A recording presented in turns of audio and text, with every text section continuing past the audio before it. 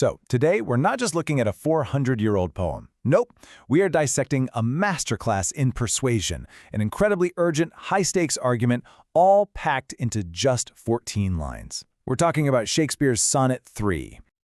Right off the bat, the poem opens with a direct order. This isn't some gentle suggestion. It literally grabs you by the collar and forces you to look in a mirror. So yeah, forget flowery romance. This is an intervention. And that really gets to the heart of what we're talking about today. You have to ask yourself, is Shakespeare admiring beauty here, or is he putting it on trial? Is this a love poem, or is it an accusation of a pretty terrible crime? Okay, so to really get what's at stake here, we need a little context.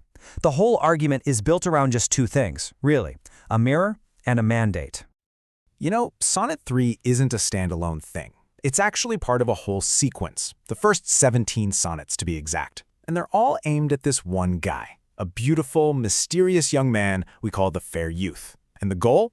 Ooh, it's super specific. And for the aristocracy back then, this was a huge deal. The mission was to convince this guy to get married and have a kid, like right now. So when you hear those opening lines, it's not just, hey, look in the mirror. No, it's an accusation. Shakespeare is basically telling this young man that his face is a perfect mold. And by not using it to have a kid, he's basically cheating the entire world, and he's unblessing some potential mother. The pressure is on, big time, from the very first line. So how does he build this case?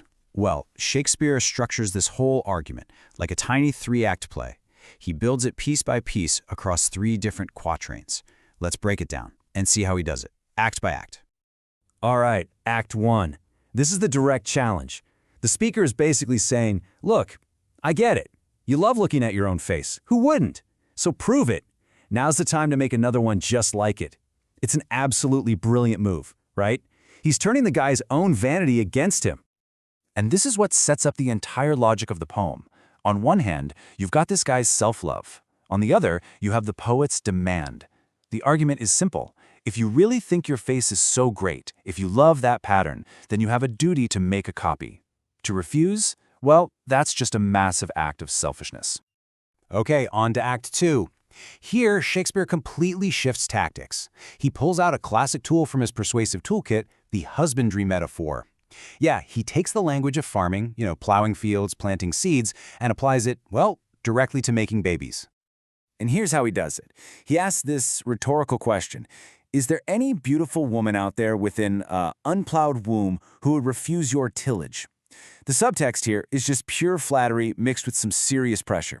He's saying, dude, you're so desirable, no woman on earth would say no to you. So, what's your excuse? All right, Act 3. Shakespeare pivots again, moving away from farming and straight to family. And this is where the argument gets really personal, really emotional.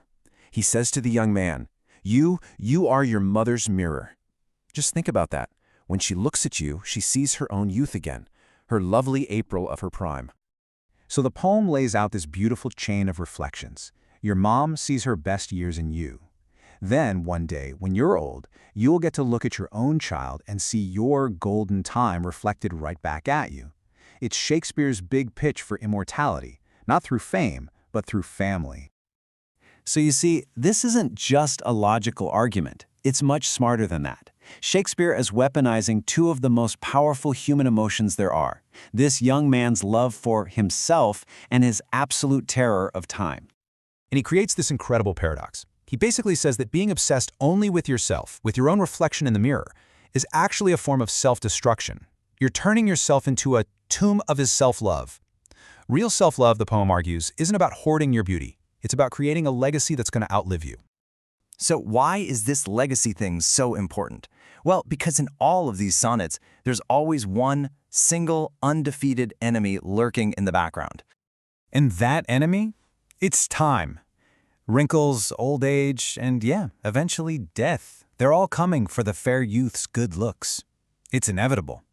And the poem presents only one possible shield against all that destruction. Have a kid. Your own beauty might fade, sure, but your image, that can live on. So after all the flattery, all the logic, all the emotional blackmail, Shakespeare closes his case. And he does it with a final, absolutely chilling ultimatum. He lays it all on the line. The argument's over. Now comes the consequence. And the tone just shifts completely. It becomes almost funereal. The message is stark. If you live your life with no thought of being remembered, then you're going to die alone. And that beautiful face you love staring at in the mirror, it dies with you. Poof, gone forever. I mean, that's the ultimate threat, isn't it? Total erasure. It's not just about death. It's about the death of beauty itself, a complete and final end to the one thing this young man values more than anything. So, when you strip it all down, what's the core philosophy driving this whole intense argument? It really comes down to one big idea, that beauty owes a debt to the world. Shakespeare is not presenting beauty as something you own. He's saying it's more like borrowed capital. Think of it as a loan from nature or from your parents. And just like any good investment, you're supposed to use it to create future value. To just hoard it and keep it all for yourself, well, that's a tragic waste of a gift. And all of this leaves us with one last kind of provocative thought to chew on. In the world of this sonnet, what's the bigger failure? A life lived without love, or a face that dies without leaving a reflection for the future? I think the poem's answer is terrifyingly clear.